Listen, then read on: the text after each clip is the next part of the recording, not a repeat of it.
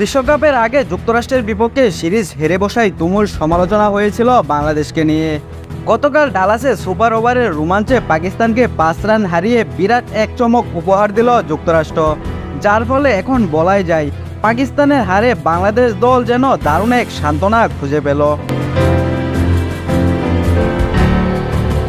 এদিন 26 রানে 3 উইকেট হারানো পাকিস্তানকে স্বচ্ছন্দে এগোতেই দেয়নি যুক্তরাষ্ট্রের বোলাররা।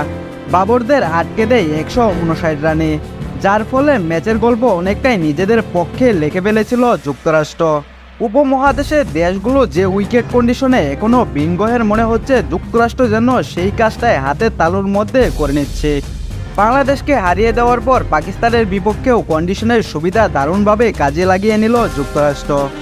পাকিস্তানের দেয়া 160 রানের লক্ষ্য তাড়া করতে নেমে যুক্তরাষ্ট্রের শেষ ওভারে দরকার ছিল 15 রানের।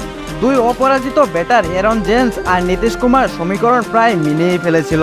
শেষ বলে তাদের দরকার ছিল 5 রানের।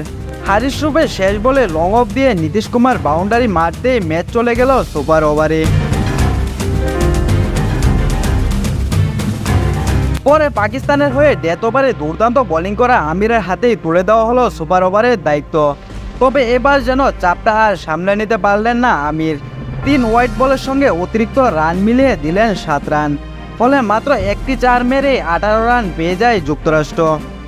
পরে পাওয়ার হিটিংয়ের দক্ষতা বিবেচনা করে সুপার ওভারে চ্যালেঞ্জ জিততে পাকিস্তান ব্যাটিংয়ে পাঠায় ইফতেখার আহমেদ ও ফখর জামানকে, যেখানে পাকিস্তান করতে পারল মাত্র 13 রান। ফলে সবশেষ টি-20 বিশ্বকাপের ফাইনালিস্ট পাকিস্তানকে শ্বাসরুদ্ধকর লড়াইয়ে 5 রানে হারিয়ে দিল যুক্তরাষ্ট্র। ইতিহাস, ঐতিহ্য আর অভিজ্ঞতায় পিছিয়ে থাকলেও কয়েকদিনের ব্যবধানে যুক্তরাষ্ট্র বাংলাদেশ আর পাকিস্তানকে হারিয়ে বুঝিয়ে দিল চেনা পরিবেশকে কাজে লাগিয়ে সঠিক সময় জ্বলে উঠতে পারলেই বিশ্বের যে কোনো প্রতিপক্ষকে হারানো সম্ভব।